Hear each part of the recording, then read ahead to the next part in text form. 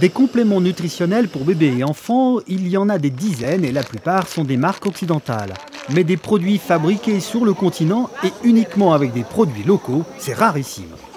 Son originalité est également dans son nom, Misola, est l'association du mil, du soja et de l'arachide, que des plantes disponibles sur le continent et en grande quantité, ce qui permet de fabriquer une farine nutritionnelle pour un prix nettement plus abordable.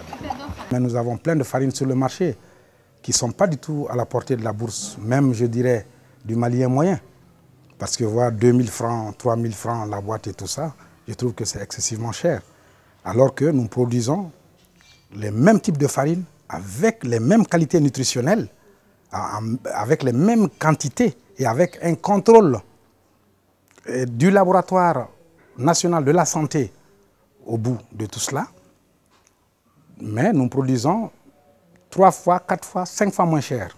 L'argent est le nerf de la guerre, y compris dans la lutte contre la faim. Ce faible coût de production va donc permettre de combattre plus efficacement la malnutrition. Offrir une nourriture riche à son enfant, c'est lui permettre de se développer normalement, physiquement et psychologiquement.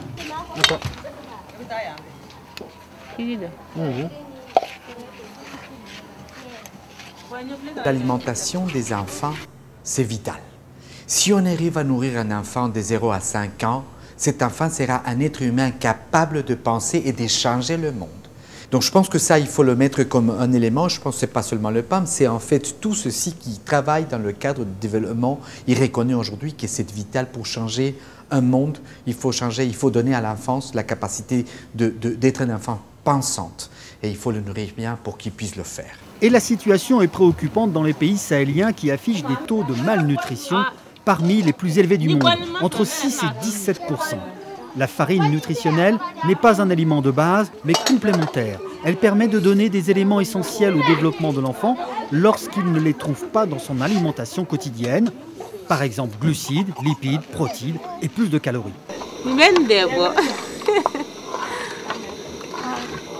Programme alimentaire mondial, le PAM, a commandé plus de 100 tonnes de farine Misola et la distribue désormais dans plusieurs pays subsahariens. Et ce n'est pas uniquement le prix qui les a convaincus, mais également l'originalité de sa fabrication. On a vu que des associations féminines, ils avaient développé ces farines enrichies, produits localement, avec des produits locaux, pris en charge par les femmes au niveau de Mali et des associations qui tournaient. On a pensé que ça c'était vraiment quelque chose de parfait. On avait un produit qui était en fait, y arrivait à nous donner la supplémentation nutritionnelle nécessaire pour les enfants de 5 ans, de moins de 5 ans, et à ce moment-là aussi on aidait à le développement d'un partenariat avec des productrices locales.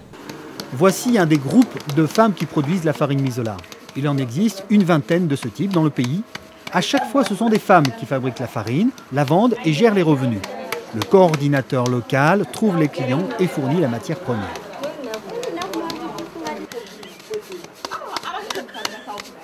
Actuellement, nous employons un minimum de 300 femmes à travers le pays. Mais nous ne pouvons pas parler de rémunération en termes de salaire. Au fait, pour nous, dans un premier temps, c'est pour que les femmes puissent avoir le puits de savon. Mais bien sûr, plus elles vendent, plus c'est intéressant et plus elles ont de l'argent. Le puits de savon, c'est l'argent complémentaire du ménage pour faciliter les achats de la mère de famille. Ici, elles sont une quinzaine, chacune d'elles reçoit une somme en fonction de sa présence. Une journée de travail rapporte environ 2000 francs CFA. Cet argent me permet de ne pas rester sans emploi. Je peux faire face aux besoins de mes enfants et de ma famille. De cette manière, je peux aider mon mari. Bintou Doumbia est la responsable de cette petite unité à Bamako. Quelle est la recette de la farine? Comment est-elle fabriquée? Explication. Ces femmes sont en train de faire la stérilisation du soja.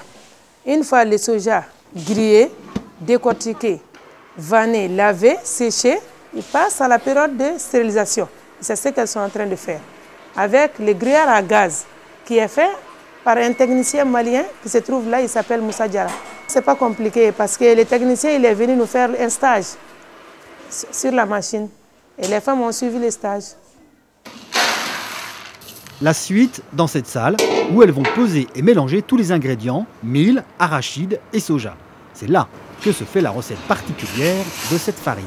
15 kg de mil, 5 kg de soja, 2,50 kg d'arachide, 0,20 g de sel et 2,25 de sucre. Cela correspond à 25 kg de farine, soit 50 sachets de 500 g. Un sachet de 500 grammes qui sera vendu environ 350 francs CFA. Cette recette a été conçue par deux pédiatres français, les docteurs Laurent et Lebas, en analysant les valeurs nutritionnelles des plantes locales. Pour produire cette farine, ils montent une association. Un ancien ministre de la Santé du Mali, Ali Cissé, la met en route et les premières unités démarrent rapidement. Troisième étape de la fabrication. On fait la mouture de la farine ici. Une fois le mélange fait, on descend la farine au moulin pour faire moudre. Dernière phase pour renforcer l'apport nutritionnel, l'ajout de 40 g de compléments, vitamines et acides aminés, fer, magnésium, calcium, valine, au total 12 produits nécessaires à la croissance de l'enfant. Pour les promoteurs de Misola, le travail humanitaire se double d'une ambition commerciale. L'association doit fonctionner comme une entreprise privée, gagner de l'argent et des parts de marché. Oui, il faut bien que nous puissions prendre des parts de marché pour que nous puissions vivre. Parce que pour que les femmes travaillent correctement, il faut qu'elles y trouvent leur compte. Et comment y trouver leur compte? Il faut bien qu'elles gagnent de l'argent. Et pour gagner de l'argent, il faudrait bien que la farine soit vendue quelque part. Nous voulons qu'au niveau de la sous-région même africaine, de l'Afrique occidentale, que notre farine soit connue un peu partout. Déjà, Misola est présent au Burkina, au Cameroun, au Tchad, au Sénégal et bientôt au Niger.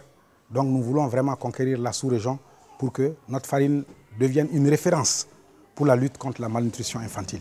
Cette histoire est née d'une idée simple, fabriquer soi-même des produits jusque-là importés. On vend moins cher, des emplois sont créés et les enfants sont mieux nourris avec des produits de qualité. Et même si Misola connaît déjà des concurrents locaux, il y aura certainement de la place pour tous quand on connaît les problèmes immenses de malnutrition de la population subsaharienne.